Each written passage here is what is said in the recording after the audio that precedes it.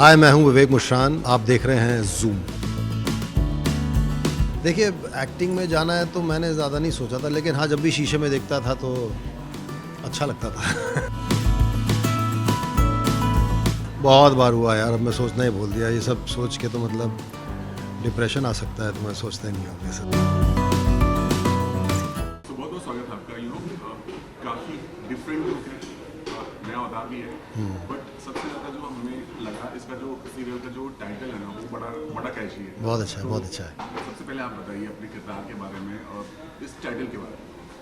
Title तो as you से airlines से इन अ वे बेस्ड है, प्लस वो जो मेरा बेटा बना है वो लाइफ में उड़ता ही रहता है थोड़ा, बहुत ही रिच स्पॉइल्ड चाइल्ड है। सो उसको इन अ वे ज़मीन में लाने की कहानी है, उसको दिशा दिखाने की कहानी है। मेरा जो किरदार है वो एक एयरलाइंस का मालिक, बहुत ही खुद भी बहुत फ्लैम्बॉयंट और एम्बिशियस आदमी था, जो अनफॉर्चुनेटली मर जाता है। और अब उसकी यही टेंशन है कि मेरी पूरी लेगेसी चली जाएगी, तो वो चाहता है उसका बेटा सीरियस होए और अपना एयरलाइंस को एयरलाइंस के को प्रॉपर्ली संभाले और सैल्वेज करे, जो कि कोई और उड़ा ना ले जाए एयरलाइंस। तो वो अपने बेटे को दिशा देने की कोशिश कर रहा है और ये भूत बन के बेसिकली वापस आते रहता है अपने बेटे को। सब नॉन स्टॉप नॉनसेंस कॉमेडी है, मतलब एंटरटेनमेंट, आई थिंक भरपूर एंटरटेनमेंट है। एंड फास्ट कॉमेडी है, एनर्जेटिक कॉमेडी है, यंग कॉमेडी है, and I think I am loving it. तो अभी जो हमारे साथ हैं वो भूत है। ये जो है भूत जो है, ये इसकी ब्यूटी क्या है, ये हर बार वियर्ड वियर्ड कपड़ों में आता है। कभी कुछ भी बन के आ जाता है। एक तो वो सिनेमैटिक लिबर्टी भी है, और सेकेंडली वही उसका एक फ्लैम्बॉयंस है। वो कुछ भी, मतलब वो कुछ भी बन के हर बार वो एक नए रूप में इन वे 100 अवतार इन वे बोलिए इसके। काफ़ी ज़्यादा स्टार कास्ट है, हाँ। स्टार कास्ट होते तो कई दफ़ा ऐसा होता कि कास्ट जो एक्टर सोचता है कि मुझे अपना ज़्यादा कुछ इम्पोर्टेंट रोल नहीं देखने को मिल रहा है। आपको भी ऐसा लगता है कि मतलब जब बहुत ज़्यादा कास्ट होता है? अब देखिए, मेरे हिसाब से जहाँ तक मेरा रोल है, मुझे अच्छा ये लगता है कि जब भी आता है एक डिफरेंट वे में आता है, और एक मतलब अपना काम करके चले जाता है, जो बहुत मुझे एंटरटेनिंग लगता है, बहुत अच्छा लगता है। मेरे लिए सबसे इम्पॉर्टेंट चीज़ है कि सडनली ऑडियंस मुझे इतने ज़्यादा लुक्स में देखेगी ना, इतने ज़्यादा गेटअप्स में देखेगी, which is for me so good, as an actor it is so good that people see you in अलग अलग लुक्स में, अगर बात करें आपके करियर की, इतना खूबसूरत रहा है, मतलब इतने इतने काम किए हैं आपने और इतना ज़्यादा पॉपुलर रहे हैं आप। आज का जो दौर देख रहे हैं आप, राइट, आज पहले शोज आते थे 14 15 साल चलते थे, सीरियल्स भी चलते थे, अब बहुत ज़्यादा, मतलब आज का मतलब 5 महीने 4 महीना भी नहीं चल रहा है। कैसे इसके लिए बदलाव को आप देखते हैं? आपके समय में काम कैसे होता था, अब काम कैसे हो रहा है, कितना अंतर आप खुद फील करते हैं? उतना मतलब टू बी ऑनेस्ट, वो तो आई डोंट थिंक ज़्यादा चेंज हुआ है। अभी भी प्रोड्यूसर को उतने मिनट चाहिए दिन में, और बेसिक वो एक थोड़ा है कि सहूलियत शूटिंग की। वैसे पहले जब मैंने स्टार्ट किया तो वैनिटी वैन भी नहीं होती थी। तो आपको जंगल में शूट करे तो जंगल में ही चेंज करना होता था, बस के अंदर चेंज करना था, इस टाइप का होता था। तो उस वे में सहूलियत बढ़ गई है, बट अब ये जो 15 शो मैंने तो वैसा किया नहीं है जो सालों साल चलते हैं, लेकिन आई एम श्योर उनका भी एक एडवांटेज भी और चैलेंज भी है कि बोर्डम आ जाता है फिर लोगों में, फिर लड़ाइयाँ शुरू हो जाती हैं, लोग जब इतने ज़्यादा एक दूसरे को जान जाते हैं, पॉलिटिक्स आ जाती होगी। सो मैंने तो वैसा अभी तक किया नहीं है। So but I hope this show really does very well, because अगर चलेगा तो फिर टीवी थोड़ा एक दे विल नई चीज़ें कोशिश करेंगे ट्राई करने की। बट जैसे मैंने कहा, डिजिटल दौर आ गया, राइट, चाहे कितने भी बड़े एक्टर हो, उनसे ये पूछा जाता है आपके फॉलोअर्स कितने हैं, राइट, आपके साथ भी कभी ऐसा हुआ है? भैया, मैं ऑनलाइन बहुत ही कम एक्टिव हूँ, सो फॉलोअर्स के मामले में मैं बहुत ही ढीला हूँ। तो चाहे करना चाहिए, लोग बोलते हैं करना चाहिए, लेकिन फिर पता नहीं, मैं इसमें थोड़ा डबल माइंडेड हूँ कि इन द सेंस के आई थिंक अगर लोग आपको जानते हैं तो आपको जानते हैं।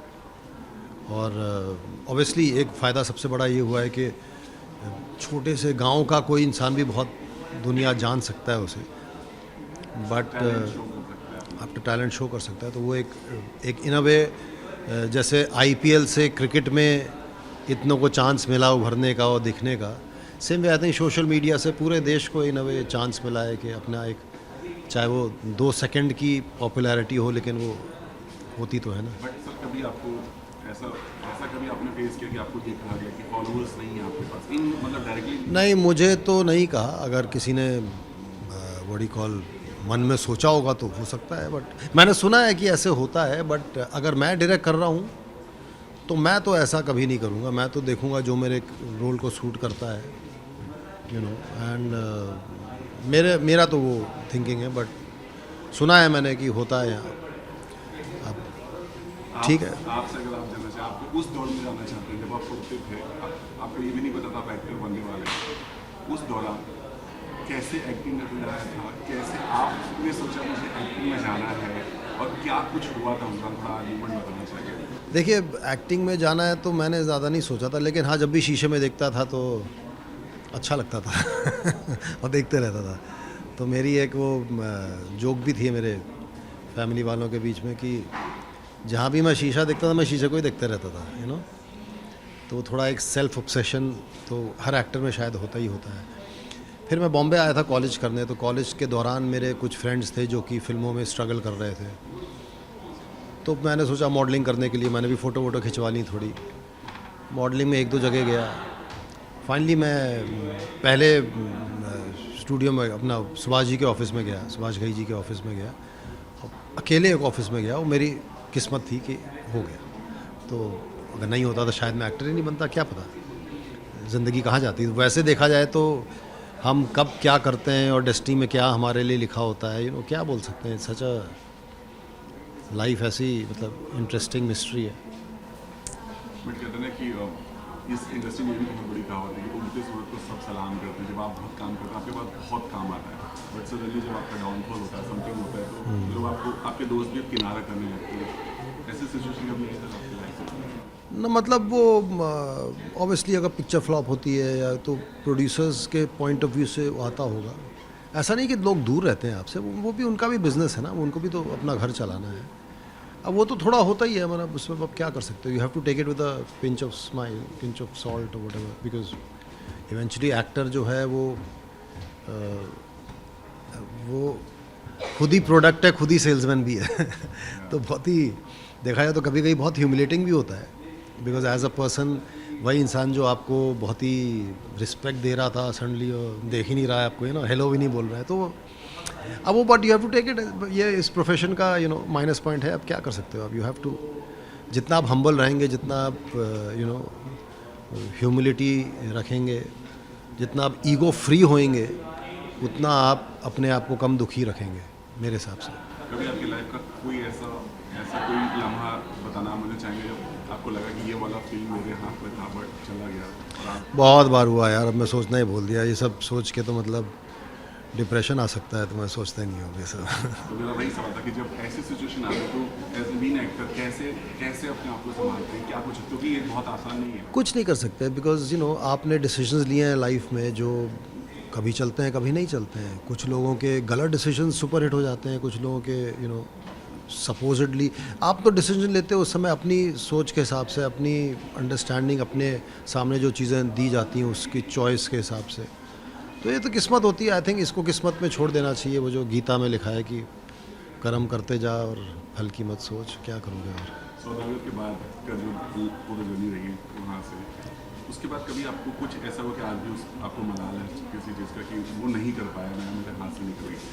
बहुत चीज़ें हैं, एज एन एक्टर तो बहुत चीज़ें हैं। मैं तो समझता हूँ मैं सबसे कम एक्सप्लॉइटेड एक्टर हूँ, इन द सेंस के मतलब मैं, मेरे ख्याल से मेरे में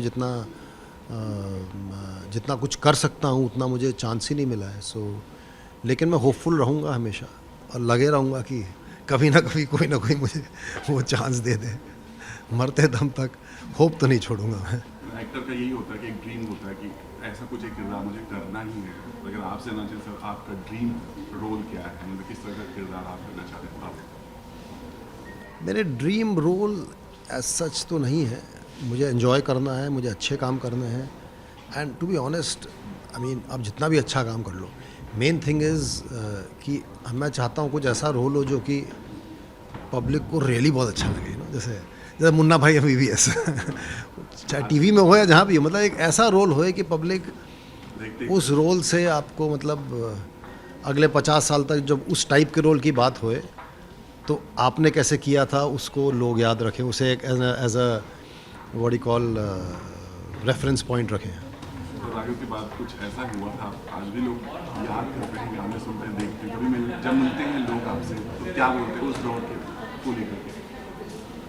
उस दौर के लोग, हाँ, अब वो भी, अब जब उनकी शक्ल देखता हूँ तो उनके भी बाल सफ़ेद हो रहे हैं या हो गए हैं या होने वाले हैं तो सबसे ज़्यादा तो वक्त का एहसास होता है कि वक्त कैसे गुज़रता है, और लेकिन ये भी एहसास होता है कि फ़िल्मों का इतना वो होता है, इम्पैक्ट होता है कि लोग की मेमोरी में काफ़ी टाइम तक आप रहते हो, तो एक वो भी अच्छी चीज़ रहती है इन द सेंस। इतनी पुरानी पुरानी चीज़ें हुई, देखी हुई पिक्चरें भी एक्चुअली आई थिंक टीवी में आजकल आती हैं तो शायद उसके मारे भी बहुत बार किसी से गुजर रहे हो तो वो कुछ बोले नहीं लेकिन वो सिर्फ स्माइल कर देगी आपकी ओर, तो आप जानते हो कि उसे कुछ देखा होगा। बहुत पिक्चरें जो मैं भूल गया हूँ, किसी ने कोई पिक्चर देखी, उस पिक्चर का रेफरेंस आ जाता है। टीवी में चलते रहते हैं ना, कौन किससे कनेक्ट करता है क्या पता होता है। इन पर्सनल लाइफ आप टच में रहते हैं अपने पुराने स्टार कास्ट से, कभी बात होती है? हाँ, मैं मतलब मेरे दोस्त हैं मेरे, so मतलब मिलते रहते हैं, मतलब सबसे नहीं ऑब्वियसली, एवरीबडी, हर जैसे टीवी में भी आप हर प्रोजेक्ट जब करते हो तो फिर उसी में घुस जाते हो, फिर पुराने लोग थोड़े भूल जाते हो, लेकिन हर प्रोजेक्ट से एक दो लोग तो रह ही जाते हैं जो आपके लॉन्ग टर्म फ्रेंड्स सर्कल में आ जाते हैं।